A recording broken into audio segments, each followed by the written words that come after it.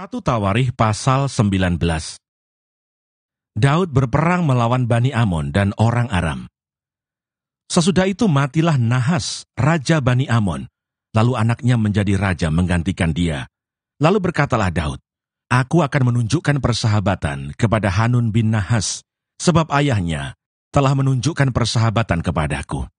Sebab itu Daud mengirim utusan untuk menyampaikan pesan turut berduka cita kepadanya karena kematian ayahnya.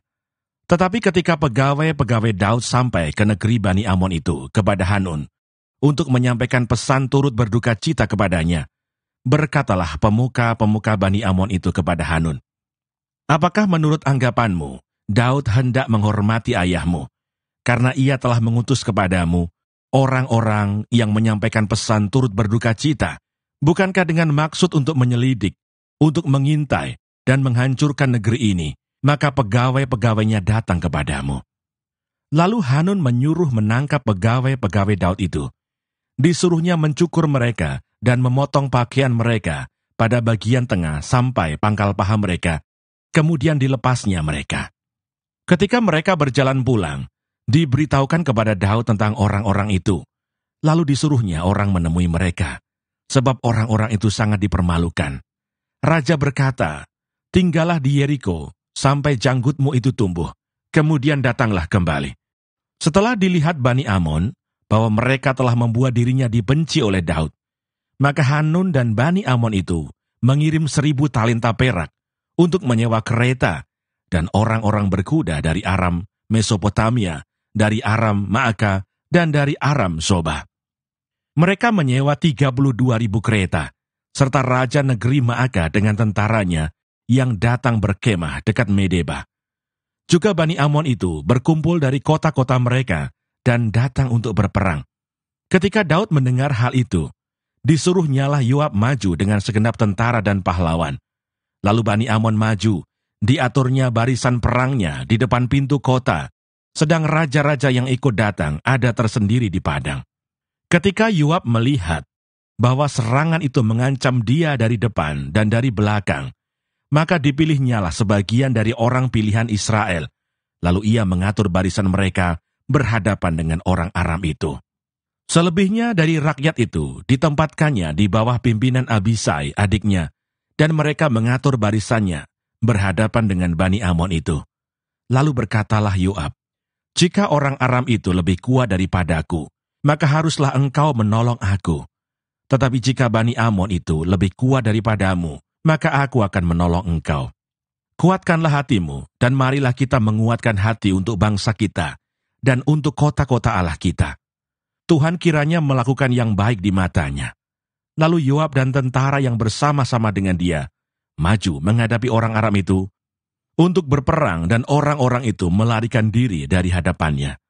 Ketika Bani Amon melihat bahwa orang Aram sudah melarikan diri, maka mereka pun larilah dari hadapan Abisai adik Yoab dan masuk ke dalam kota.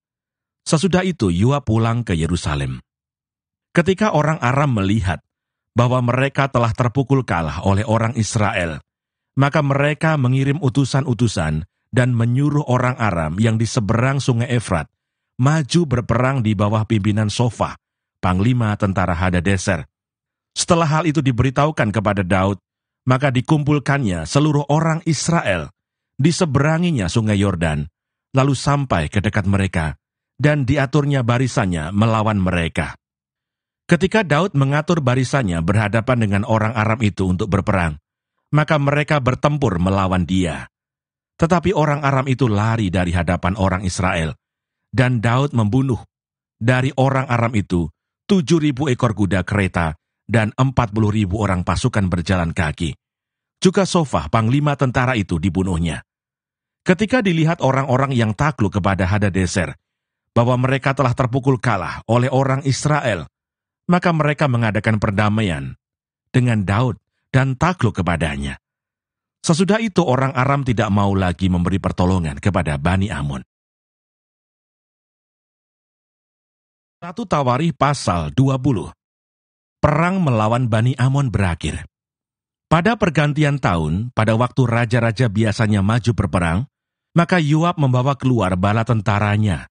Lalu ia memusnahkan negeri Bani Amon. Kemudian ia maju dan mengepung kota Raba. Sedang Daud sendiri tinggal di Yerusalem.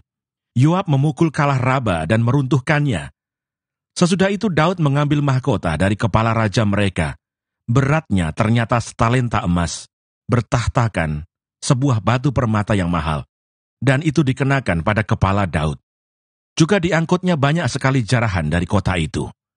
Penduduk kota itu diangkutnya dan dipaksanya bekerja dengan gergaji, penggerek besi dan kapak.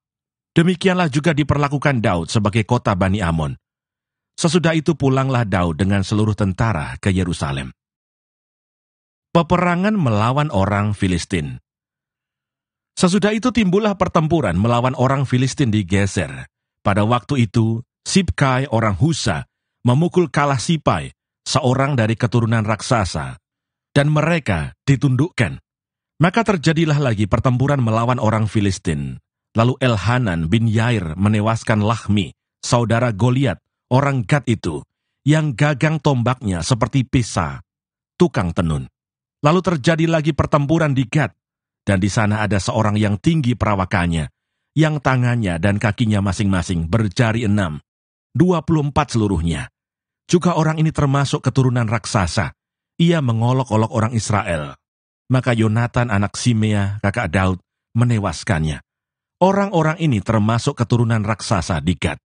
Mereka tewas oleh tangan Daud dan oleh tangan orang-orangnya. Tawarikh pasal 21. Pendaftaran dan hukuman. Iblis bangkit melawan orang Israel, dan ia membujuk Daud untuk menghitung orang Israel. Lalu berkatalah Daud kepada Yoab dan kepada para pemuka rakyat, "Pergilah, hitunglah orang Israel dari Berseba sampai Dan bawalah hasilnya kepadaku, supaya aku tahu jumlah mereka." Lalu berkatalah Yoab, "Kiranya Tuhan menambahi rakyatnya 100 kali lipat daripada yang ada sekarang. Ya Tuanku Raja, bukankah mereka sekalian hamba-hamba Tuanku? Mengapa Tuanku menuntut hal ini? Mengapa orang Israel harus menanggung kesalahan oleh karena hal itu?" Namun titah raja itu terpaksa diikuti oleh Yoab. Maka pergilah Yoab menjelajahi seluruh Israel, kemudian kembali ke Yerusalem.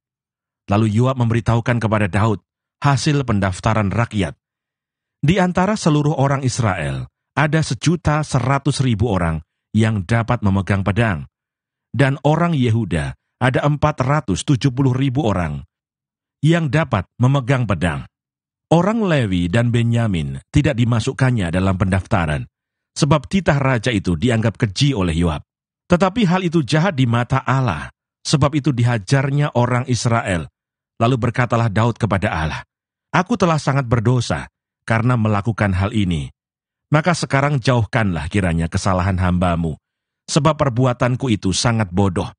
Tetapi berfirmanlah Tuhan kepada Gad, pelihat Daud, "Pergilah, katakanlah kepada Daud, beginilah firman Tuhan, 3 perkara kuhadapkan kepadamu. Pilihlah salah satu daripadanya, maka aku akan melakukannya kepadamu."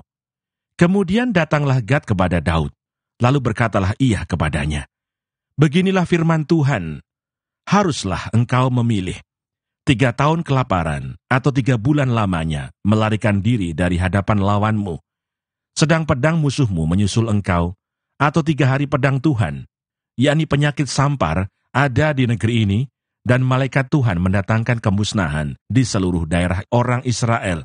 Maka sekarang timbanglah jawab apa yang harus kusampaikan kepada yang mengutus aku." Lalu berkatalah Daud kepada Gad, "Sangat susah hatiku. Biarlah kiranya aku jatuh ke dalam tangan Tuhan, sebab sangat besar kasih sayangnya. Tetapi janganlah aku jatuh ke dalam tangan manusia."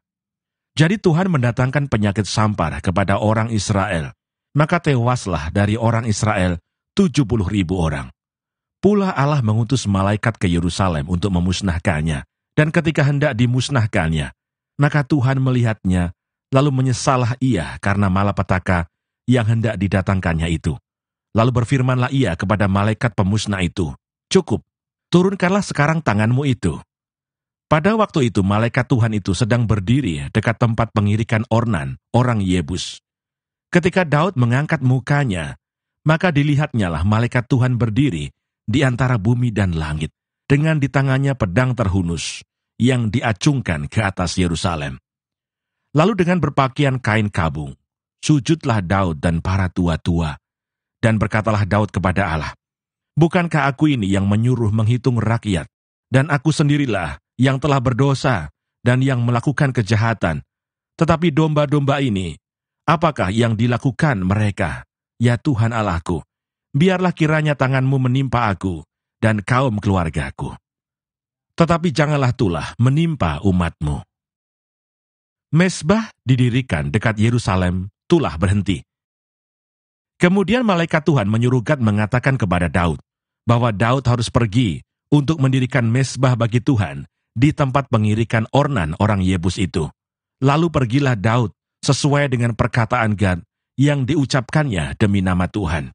Ornan sedang mengirik gandum. Ketika ia memalingkan diri, dilihatnyalah malaikat itu. Keempat anaknya yang bersama-sama dengan dia menyembunyikan diri. Ketika Daud sampai kepada Ornan, maka Ornan mengangkat mukanya dan melihat Daud. Lalu keluarlah ia dari tempat pengirikan. Kemudian sujudlah ia kepada Daud dengan mukanya ke tanah. Berkatalah Daud kepada Ornan, "Berikanlah kepadaku tempat pengirikan ini, supaya aku mendirikan di sini mezbah bagi Tuhan. Baiklah, berikan itu kepadaku dengan harga penuh, supaya tulah ini berhenti menimpa rakyat." Jawab Ornan kepada Daud, "Ambillah, dan baiklah tuanku raja melakukan apa yang dipandangnya baik. Lihatlah, aku berikan lembu ini untuk korban bakaran, dan eretan-eretan pengirik ini untuk kayu bakar, dan gandum untuk korban sajian. Semuanya itu kuberikan." Tetapi berkatalah Raja Daud kepada Ornan, "Bukan begitu, melainkan aku mau membelinya dengan harga penuh. Sebab aku tidak mau mengambil milikmu untuk Tuhan, dan tidak mau mempersembahkan korban bakaran dengan tidak membayar apa-apa." Maka Daud memberikan kepada Ornan sebagai bayaran tempat itu emas seberat 600 shikal. Lalu Daud mendirikan di sana mezbah bagi Tuhan, mempersembahkan korban bakaran dan korban keselamatan, dan memanggil Tuhan. Maka Tuhan menjawab dia dengan menurunkan api dari langit ke atas mezbah korban bakaran itu. Lalu berfirmanlah Tuhan kepada malaikat itu, supaya dikembalikannya pedangnya ke dalam sarungnya. Pada waktu itu juga Daud mempersembahkan korban di sana, ketika ia melihat bahwa Tuhan telah menjawab dia di tempat pengirikan Ornan, orang Yebus itu. Kemah suci yang dibuat Musa di padang gurun, dan mezbah korban bakaran pada waktu itu, ada di bukit pengorbanan di Gibeon. Tetapi Daud tidak berani pergi ke sana, berhadapan dengan Allah, untuk menanyakan petunjuknya, sebab ia takut karena pedang malaikat Tuhan itu.